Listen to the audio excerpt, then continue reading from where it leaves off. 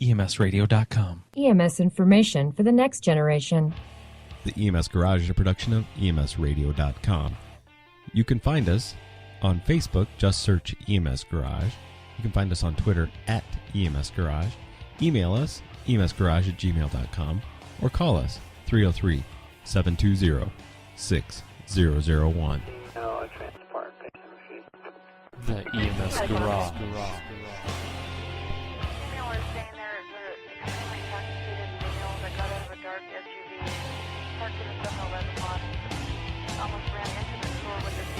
Checking out right now. Okay, I got DG on the phone there. Want to know if you can handle that call as well.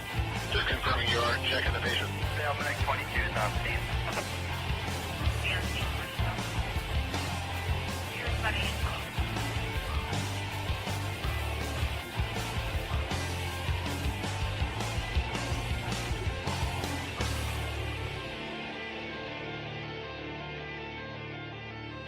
Hello everybody and welcome to the EMS Garage / EMS World podcast mashup here at EMS World 2018.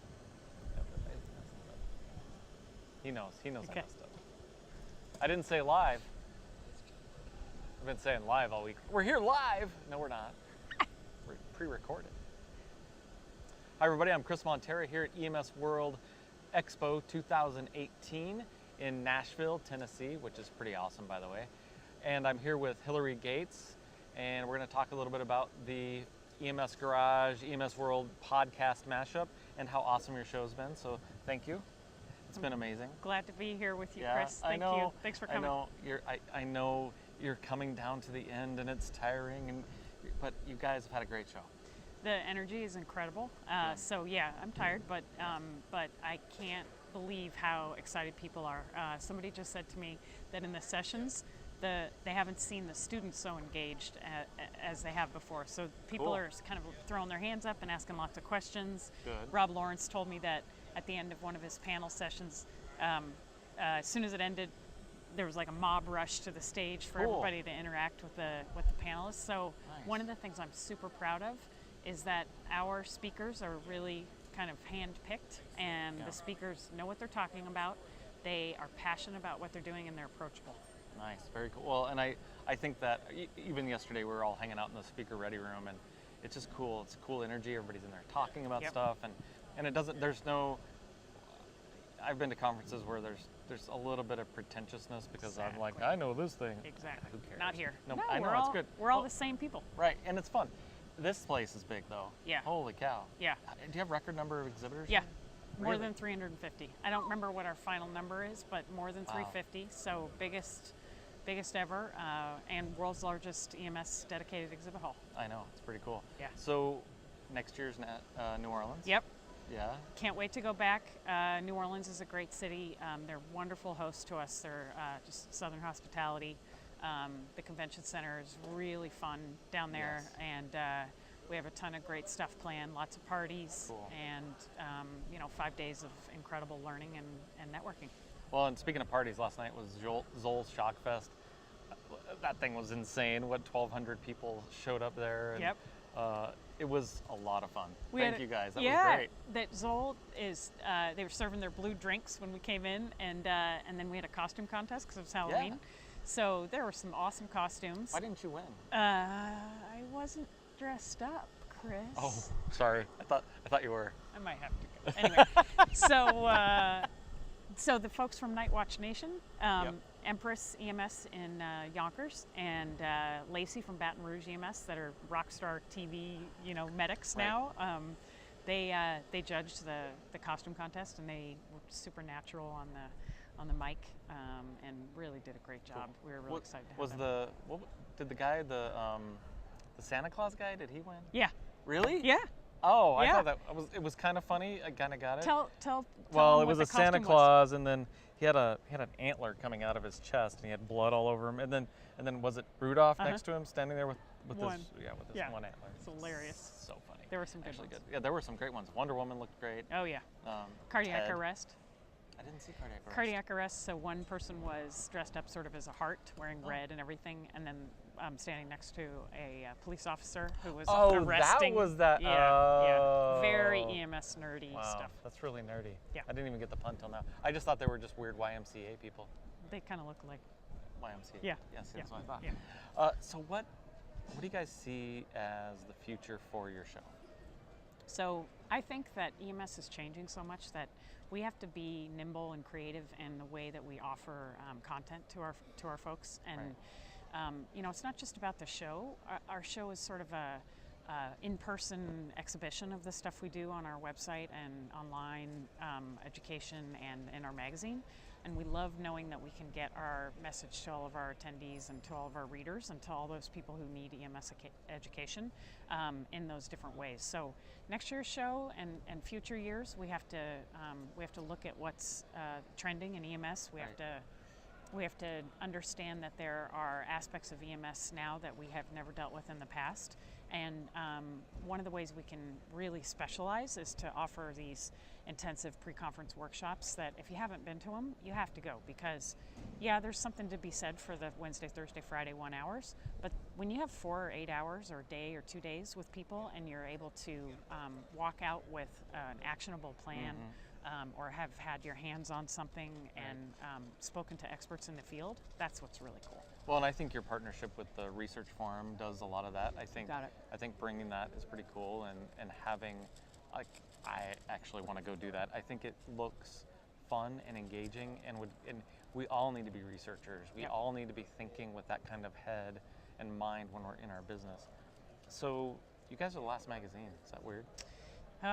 Good question. It's you know, it's a shame that Right. we are. I Agreed, think- I agree. Yeah, I think there needs to be more publications devoted to EMS, and whether they're specialties or not. But you know, we think that print still matters. We think that people are still seeking out print in the firehouses, in their homes or whatever. I just heard someone tell me that in a rural area where internet might not be as reliable, or you know, there are places in this country, it's hard to believe, that really aren't as connected in that way, and they do want that magazine coming. So print is a tactile, you know, hold in your hand and point to and sort of share with people a little bit and that maybe online can't offer. So it's still a great business for us, and our advertisers like it and our readers like it. So yeah, we're Well, keeping I'll it tell you that around. I read the digital version, but I get the paper copy in my office every month,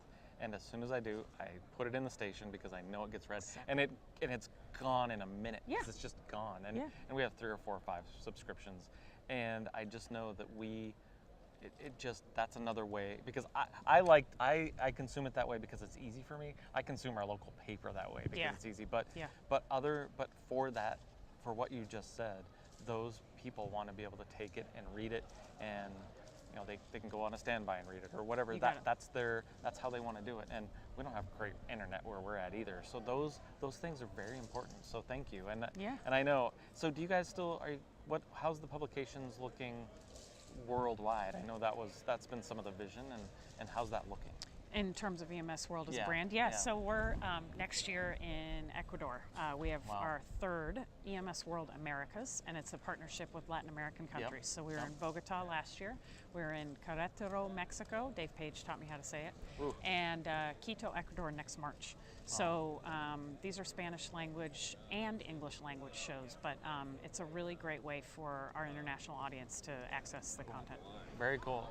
And are you doing a Spanish publication as well? Yeah, Revista. Wow. Yeah, Dave Page is the editor, and we get original content and translated articles, and that's on our Very cool. website at emsworld.com/revista. So our Google Analytics tell us that there are people reading these articles, mainly from our South American partners. Perfect. Yeah. That's awesome. Yeah. Wow.